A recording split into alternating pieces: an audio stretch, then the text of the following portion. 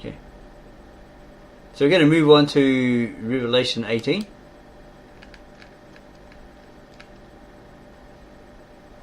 Revelation chapter 18.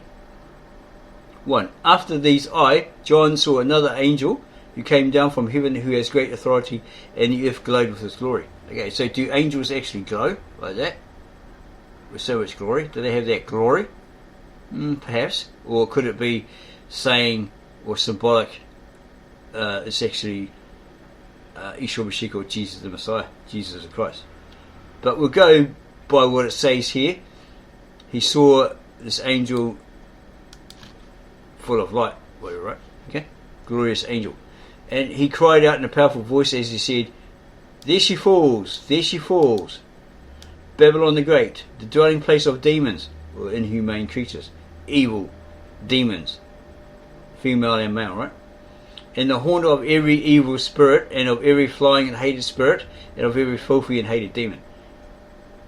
For the wine of her ferment, okay, it's like a bitter wine, okay, drank all the nations. They all partook of it, of her wine, okay, by fornicating with her, like getting involved with her, trading with her, believing in her false religion through her false prophet, etc. Okay, so, and the kings of the earth fornicated with her, and the merchants of the earth from the strength of her in the thrills. Her gait, G-A-I-T, how she's dressed like she's in purple and she looks all royal, covered in gold, all this sort of stuff, precious stones, whatever. She looks like the bee's knees.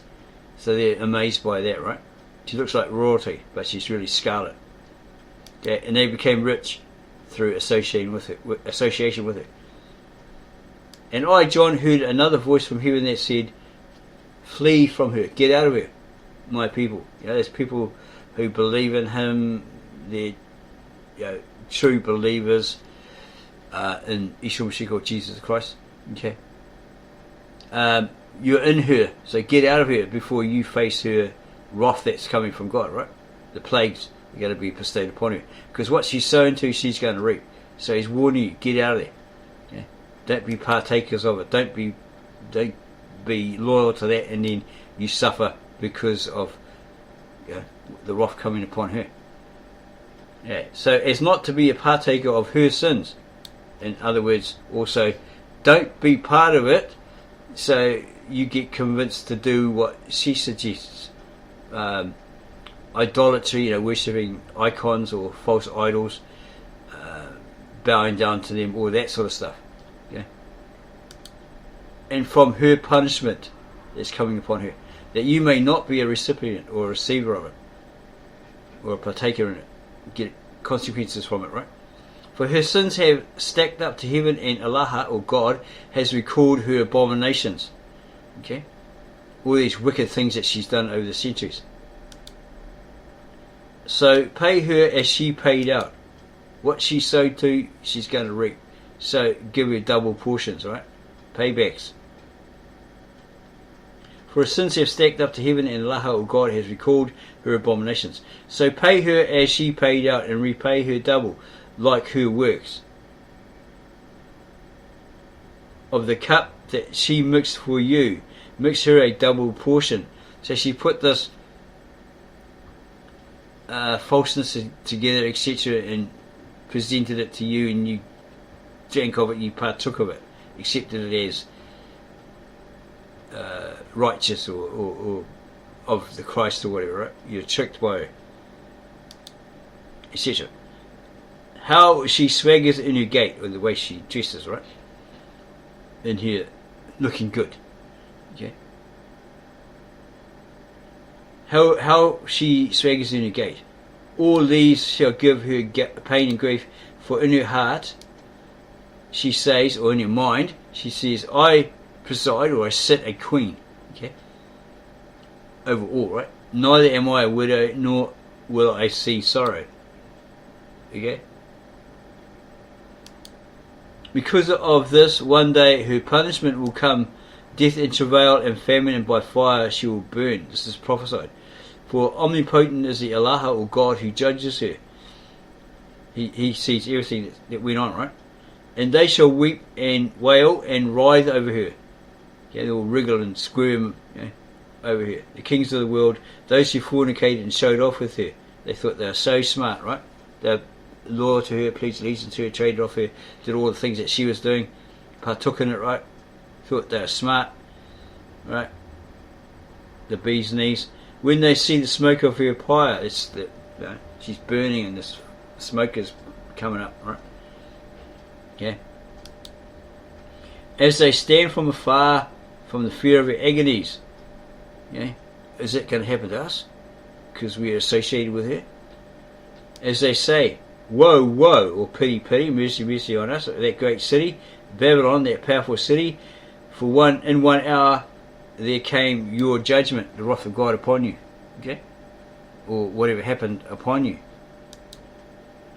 And the merchants of the earth wail over her, for their cargo no one will buy, and never again cargo of gold and silver and precious stones and pearls and fine linen and purple and red silk and every type of incense wood and every type of ivory plate and every wooden plate of great worth and of bronze and steel and marble and cinnamon and omninon, whatever that is. Have a look at that. 13. Never heard of that. Yeah, have a look. Where's that? It's 11 through. Okay.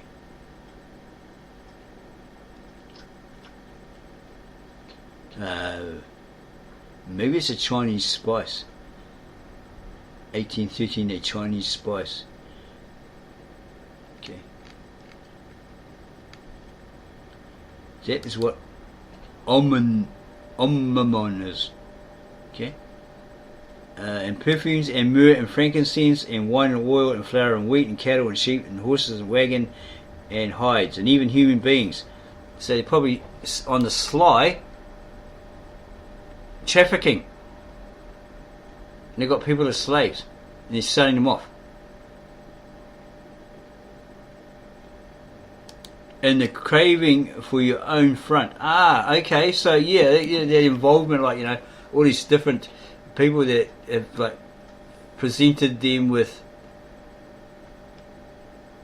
people trafficked, orphans, for their pleasures, right? There's a history of that apparently. All these different people connected, in politics, politicians, judges, church leaders, bishops, all that sort of stuff, doing this stuff behind the scenes. Thinking they're getting away with it, but it's been revealed, right? Singers and actors and all that sort of stuff. Yeah, that's probably the supply of human beings, selling of human beings, and the craving for your own fruit has left you, and all those divine and pure have disappeared from you. So it's probably talking about martyrs killed off, right? There's no one within your ranks, within your church or whatever, that's actually of God. That's a true follower of the Christ. Maybe that's what it's hinting at. Or maybe those originally it was a great church and then it went wayward, something like that. It went from holy to becoming totally unholy and evil, maybe. And all those divine and pure have disappeared from you, and never again their merchants are to be found. So, okay, then again it might be saying all those who are pretending to be holy and righteous, who aren't, disappear, right?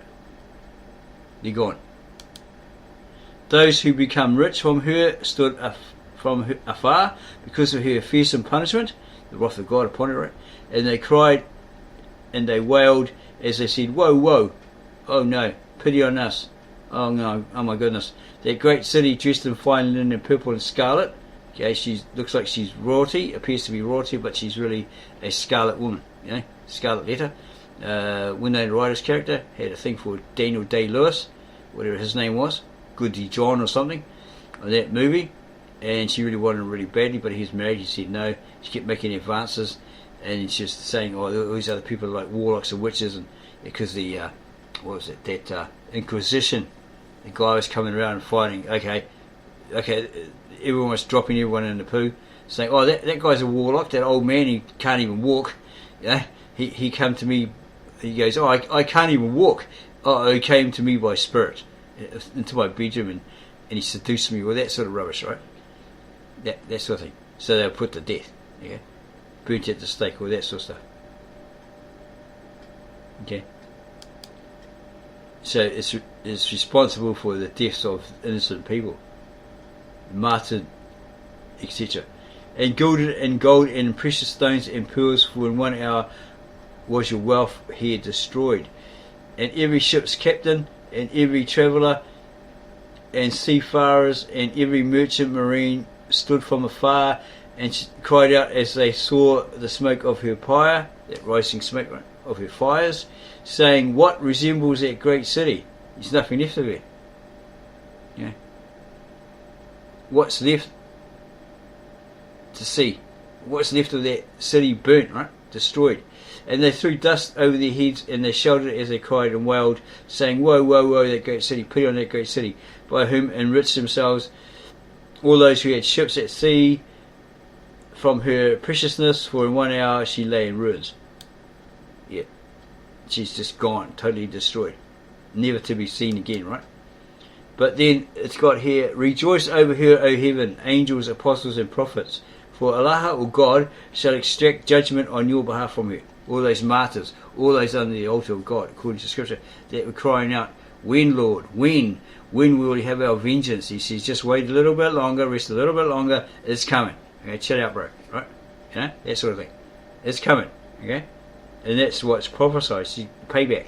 What she sowed to, she's going to reap. Big time.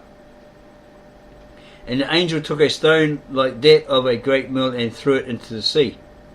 Or in the sea. While saying, with such force shall great Babylon be thrown. It's probably symbolic or metaphorical. I mean, you don't pick up a whole empire and suddenly throw it in the sea. Okay? It's burned beyond existence. Okay? Never again will it be found in the sound of the harp player, the musician, the singer. Trumpets will not be heard in you again. That city, right? That empire. And every artist of every art will not be in you again, and the light of the lamp will not be found in you again. So she'll be totally in darkness, right? Because she's totally destroyed. And the sound of milling and wheat grinding will not be heard in you again, because your merchants were such great ones of the earth, since through your sorcery of the nations, you spell over everyone, they were all lost. And in her the blood of the prophet and saints will be found. She will be found guilty of martyring all those believers in the Christ, Yeshua Mashiach, Jesus the Messiah, and all those who are slaughtered on the earth or throughout the earth over the centuries, because that's what she did, to try and make them succumb to her false religion and their false leader. Okay, so their mighty army went across different lands and invaded and then killed off these people, fought these people, destroyed them, took all they had, so these people had nothing, so they come crawling to them and says, oh look, we got nothing, yeah, we need help, please have mercy on us. So they said, okay, give you a bit of mercy there, become a citizen, become loyal, do this and do that, pledge allegiance to our king, our leader, and embrace our church and our leader, okay, etc, etc, and behave yourselves and you'll be all good. Okay, and here's the certificate to prove, if you're confronted, that you're actually a citizen. Okay, so all those people came under the authority, whether they're famous, just commoners, children, women, etc. Everything belonged to them. Okay, it's like Paul going to spread the gospel somewhere else, hopped on a boat, he goes through a gate or something like that. This when he gets beaten up by these Romans, or some people like that, in front of the Romans. And someone goes, whoa, you're beating up this guy, he's a Roman citizen, Roman centurion or whatever, guard there. What? Really? Nah. Where's your certificate, right, of citizenship? So he pulls it up, rolls it up, yeah. Oh, there you go. Oh, Roman citizen, sorry about that, mate. We had no clue. Off you go. move along, right? Okay, so here is Revelation 18. We're going to let you have that moment to be able to stop the video and actually like read it for yourself and come to your own understanding, and also the footnotes, so you can compare the two and then perhaps compare it with your modern Americanized Bible version, be it King James, NIV, ESV, whatever. Okay, so you come to that full understanding, and hopefully there's no more confusion, no more bafflement. So when you're approached by some Christian with good intent and they're reading from those modern Americanized English Bible versions, which stem from the old church fathers and comes through the American Bible Society, you can say no. Those are later translations, mate, transliterations. Okay, said to be from the original Greek and all that, with Koine Greek, whatever. But no. Okay, we're caught on to you, right? You're giving us this false translations, renderings of what was actually said in the language of the disciples, Galilean, Aramaic. It doesn't say that. You're not pulling the wool over our eyes, mate. Give it up. You expose them. You'll probably find it. If you're talking to Christians out there, whatever, on the street, they're really nice. They're trying to win you over, sort of thing. Okay, and you're getting on really well with them, and then suddenly you go, "No, that's not what he said. That's not what's written originally." And that's when they turn nasty on you. They start yelling you, trying to shout you down, or say you're of the devil, or this sort of crap, right? It says this in my King James. It says this. It says that. How do you say it? Blah, blah, blah. It has no contradictions, all this sort of stuff. There's no errors. Hang on, mate. Looking at the Galilean Aramaic, right? When Christ is on the cross, there's an error there. Okay. Translation error, transliteration. When he's on the cross and they say, my God, or Eloi, Eli, whatever. Yeah, that's true. You said, my God, and it's Galilean, Aramaic, native tongue, right? But when it comes to forsaking me, that's wrong. That's an error. That's an error. So your Bible's got that error, because he never said that in his original language. It's something completely different, right? That's second and third generation Arabic, Greek Arabic, right? So there's an error there. So you can't say, oh, my King James Version has no errors. My NIV has no errors. Okay, same as Matthew, I think it's 27:45 or 46, 46 I think. Yeah, it has that as well. Okay, it's a error, second to third generation Greek Arabic transliteration. Okay, there's the rest of it.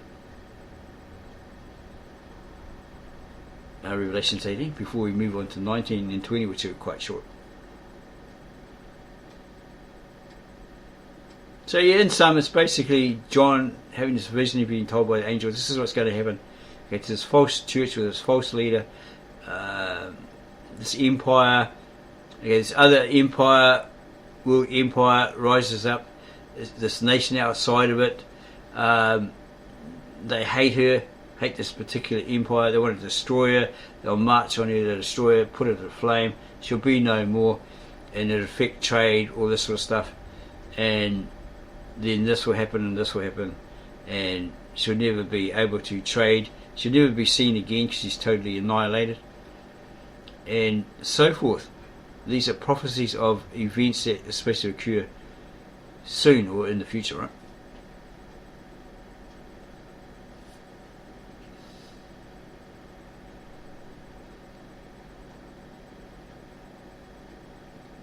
And it has these people, these kings and queens, these people that traded, merchants, etc., wailing and whining and carrying on. It's like, oh no, there goes my business, there goes my livelihood.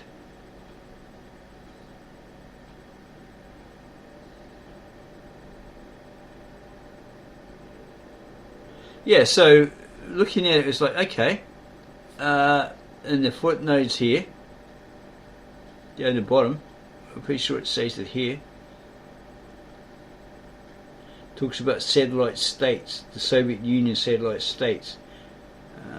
There's a world empire here. Pretty sure it says here satellite states. Maybe it's in the next one. I'm pretty sure it's here somewhere. You just can't see it at the moment. Okay, so we'll look at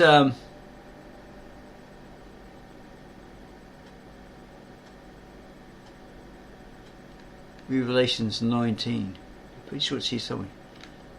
Okay, let's check it over again.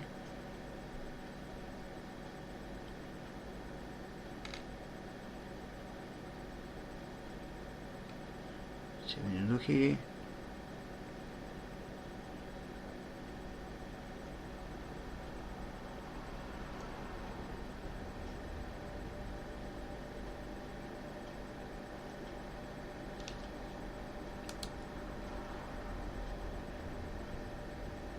Maybe it was Revelation 17, we already covered it.